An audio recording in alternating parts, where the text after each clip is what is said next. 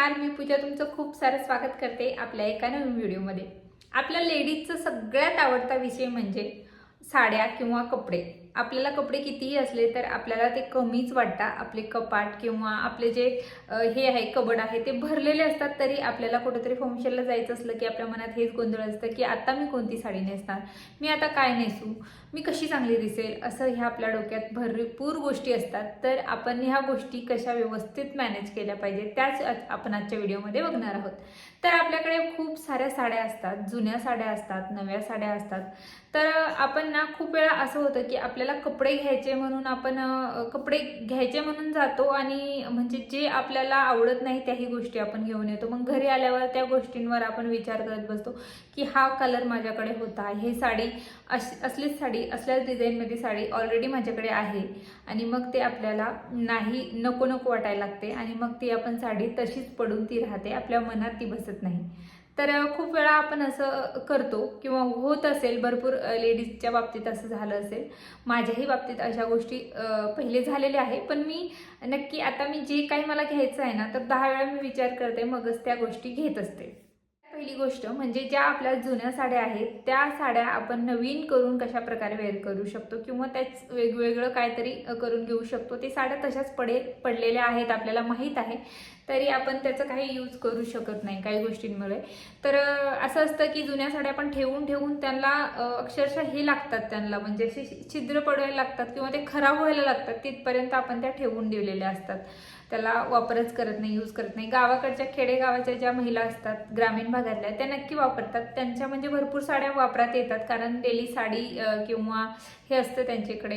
इकडं आपण सिटीमध्ये असल्यामुळे आपण साडी म्हणजे एवढा भर देत नाही, डेली आपण साड्या वेअर करू शकत नाही किंवा ग्रामीण भागातले हे लेडीज असं डेली साडी म्हणजे हेवी साडी यूज करत नाही। डेली यूजच्या ज्या हलक्या फुलक्या साड्या असतात, एकदम सिंपल वर्कच्या किंवा एकदम सोबर डेली यूजसाठी अशा साड्या यूज करतात।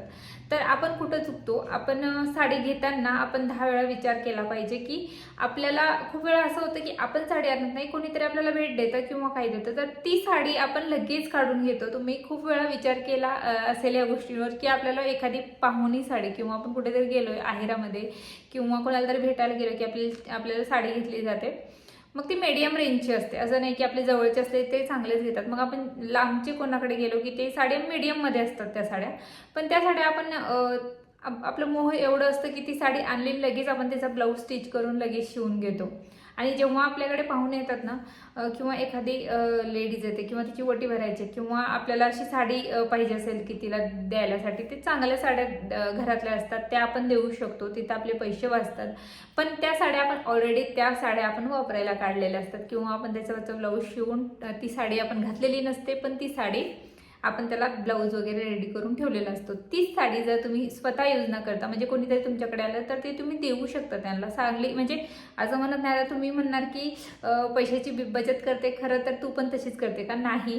पण ज्या साड्या देण्यासारख्या असतात आपल्याकडे, म्हणजे भरपूर साड्या असतात मऊ टाईप किंवा आपण देऊ शकता। तुम्ही जर साडी नेसत नाहीये तर तुम्ही अशा डेली यूजच्या भरपूर साडींवरचे ब्लाऊज शिवून घेऊ नका, तिथं पैसेही वेस्ट होतील आणि ती म्हणजे अशी साडी कोणाला तरी द्यायला तरी कामी येईल असं। पण लक्षात ठेवा, अशी साडी द्या की ते समोरच्याला आवडेल, नाही तर ती खराब झालेली अशी साडी घ्यायची नाही। ती साडी परफेक्ट असायला पाहिजे, त्याचे ब्लाऊज वगैरे व्यवस्थित असला पाहिजे, तेव्हाच तुम्ही ती साडी दुसऱ्याला परचेस करा। आपल्याकडे भरपूर अशा साड्या असतात ज्या प्लेन असतात किंवा काटापदराच्या असतात, जुन्या असतात, पण त्या आपल्याला कुठेतरी टाकून देऊ शकत नाही किंवा डेली यूज करू शकत नाही। त्या साडींचं काय करायचं, त्या साडींचं तुम्ही तुमच्या मुलींना किंवा तुमच्या रिलेटिव्हमध्ये कोणी लहान मुली असतील त्यांच्यासाठी काहीतरी घेऊ शकता। आता लहान मुलांना सुद्धा शेरवानी शिवली जाते, साडी जी असते म्हणजे पैठणी असते आपली जुनी, त्याची शेरवानी मुलाला आणि मुलीला सेम तुम्ही केली। आता तुमच्या घरी जर दिवाळी आहे, ऑफकोर्स मानून घ्या, म्हणजे दिवाळी आहे तुमच्याकडे, म्हणजे तेवढा बजेट नाही आहे की खूप सारे महागडे तुम्ही कपडे हे करू शकता किंवा एखादं लग्न आहे तर ते तुम्ही ती जर तुमची जुनी पैठणी असेल, पैठणीचं कापड छानच असतं, ती हलकं कापड नसतं पैठणीची, जर 2-3 हजारच्या वर जर पैठणी असेल तर त्याचं कापड छानच असतं। तर ती तुम्ही लहान मुलांना तुमच्या मुलीला सेम ड्रेस म्हणजे हे करून स्टिच करून घेऊ शकता। स्टिच करायचे पैसे जातील पण म्हणजे एक लुक छान येईल त्याचा, असं वेगळं काहीतरी ट्राय करण्याचा प्रयत्न करायचा, किंवा त्यांच्यासारखंच तुम्ही मिक्स मॅच करून घालायचं, किंवा तुमच्या मिस्टरांना ती हे करायचं, त्यांनाही सेम तिघांचं सेम हे करायचं, म्हणजे त्यांचा जो ड्रेस कॉस्ट्युम आहे ते सगळ्यांचं तिघांचंही चांगलं दिसेल असं होऊ शकतं. असं आपण जुन्या साड्या त्यांचं करू शकतो नवीन त्यांना, किंवा एखादी सिंपल साडी आहे त्याला लेस लावली, तुम्ही नवीन साडी घ्यायला जाल तर ती 400-500च्या वर होईल. तुम्ही जर लेस 100-150 रुपयाची लेस आणली आणि घरी सिंपल एकदम प्लेन साडीला ती लेस लावली तर त्याचा लुक वेगळा येतो, म्हणजे छान दिसते, ती खूप महागाची साडी दिसते. किंवा मोती असतात, व्हाईटवाले मोती किंवा स्टोन, ते तुम्ही घरी येऊन म्हणजे त्या साडीवर थोडा वर्क केला, कोणत्याही गोष्टीवर मेहनत केल्याशिवाय ती म्हणजे हे दिसून येत नाही, ती मेहनत दिसून आली पाहिजे, त्याच्यासाठी तुम्ही त्या गोष्टीवर तेवढी मेहनतही घेतली पाहिजे. त्याच्यानंतर काही अशा हे असतात साड्या असतात ज्या आउट ऑफ ट्रेंड झालेल्या असतात. त्याच्यातली एक साडी म्हणजे आता नेट किंवा बांधणी टाईप ह्या साड्या आता थोड्याशा मागे गेल्यात, कारण वर्कवाल्या ते एम्ब्रॉयडरीवाल्या त्या साड्या त्या मागं गेल्यात, आता त्यांची काही यूज होत नाही. त्याच्यामुळे तुम्ही त्यांचं ड्रेस वगैरे शिवू शकता, किंवा छान अशी प्लेन साडी असेल तुम्ही घराला पडदा शिवू शकता. खूप साऱ्या गोष्टी आहेत जे तुम्ही करू शकता. तर त्याच्या किंवा तुमच्या सोप्यावर जे साईडला आपण लोड ठेवतो, कुशन ठेवतो, कुशन कवर तुम्ही बनवू शकता, किंवा तुमचा ड्रेसिंग टेबल आहे त्याच्यावर तुम्ही छान असं त्याला काहीतरी कवर म्हणून लावू शकता. फ्रीजच्या साईडला त्याची कवर वगैरे लावू शकता.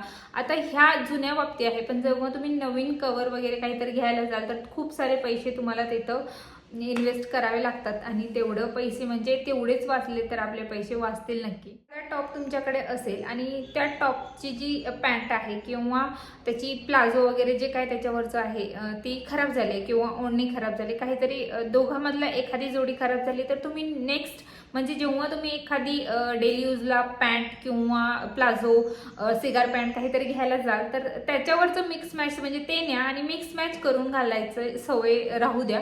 कारण कसं होतं ना की आपण प्रत्येक वेळेस सगळं मॅचिंगच घालू शकत नाही. काही गोष्टींमध्ये आपण घरी राहू तर छान असा लुक आपण घरीही क्रिएट करू शकतो. भरपूर गोष्टी आपण घरीही छान प्रकारे राहू शकतो. त्याच्यासाठी तुम्ही छान अशा आता प्लाझो किंवा कुर्तीज किंवा हे आलेले आहेत त्या तुम्ही हे परचेस करू शकता. किंवा घरातल्या ज्या साड्या असतात, मी भरपूर साड्यांचा आता तुम्हाला दाखवणार आहे. सध्या त्याच्यावर डोक्यात विचार चालू आहे की मी कसं करेल, पण आता नक्कीच तुम्हाला एखाद्या वेळेस दाखवेल मी की मी साड्यांचे ड्रेसेस कसे शिवून घेतले. तर 2-3 साड्या अशा आहे माझ्याकडे ज्या मी म्हणजे प्लेन आहे आणि त्याचं मी वन पीसही शिवू शकते, पूर्ण ड्रेसही शिवू शकते, असे आहेत माझ्याकडे 1-2 साड्या.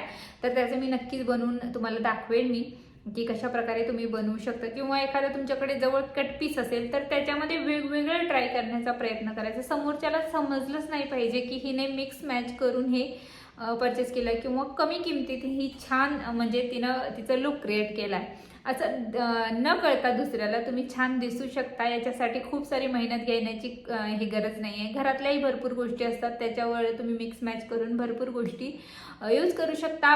परत रिपीट हे करून तुम्हाला समोरच्याला कळणार पण नाही. ब्लाऊजचं पण तसंच आहे. तुमच्याकडे 2-3 ब्लाऊज असे ट्रेंडिंग कलरचे असले पाहिजे की त्याच्यावर 5-6 एका ब्लाऊजवर 5-6 साड्या तरी जातील. त्याच्यातलं मेन म्हणजे पिंक, रेड, व्हाईट आणि ब्लॅक हे म्हणजे आणि ब्ल्यू कलर हे म्हणजे ट्रेंडला चालतात. किंवा एखादा सिल्वर कलरचं हे असतं ब्लाऊज, त्याच्यावर हलकीशी शाईन असते, चकाकते थोडं, तो जो साड्या तुमच्याकडे फक्त पडून आहे त्याचा तुम्ही ड्रेस शिवू शकत नाही, काहीच करू शकत नाही. ड्रेस पण आउट ऑफ ट्रेंड दिसेल, सगळ्या गोष्टी आहेत ते थोडंसं साईडला काढून द्यायला शिका. किंवा अशा गरजू व्यक्तींना द्या जे तुम्ही वापरलेले ड्रेस देऊ नका किंवा साड्या देऊ नका. गरजूंना म्हणजे जे तुम्हाला दिसत असेल रोडवर किंवा फुटपाथवर असे लोक असतात की ज्यांना एक वेळेचं म्हणजे जेवण कपडे त्यालाही ते मोलताज असतात. तर मी म्हणेल की तुम्ही ते साड्या म्हणजे ज्या साड्या तशाच आहे तुम्ही टाकून देणार आहात, म्हणजे तुम्ही वापरलेल्या नाही फक्त ठेवून हे केलं की तशा लोकांना द्या. त्यांचीही मदत होईल, तेही त्यांच्या मनाला थोडंसं समाधान वाटेल आणि तेही म्हणजे त्यांना अंग झाकण्यासाठी तेवढे कपडे पाहिजे असतात. ते ब्रँड बघत नाही, कुठलं तुम्ही कसं फॅब्रिक आहे ते बघत नाही, तर त्यांची मदत नक्कीच करा.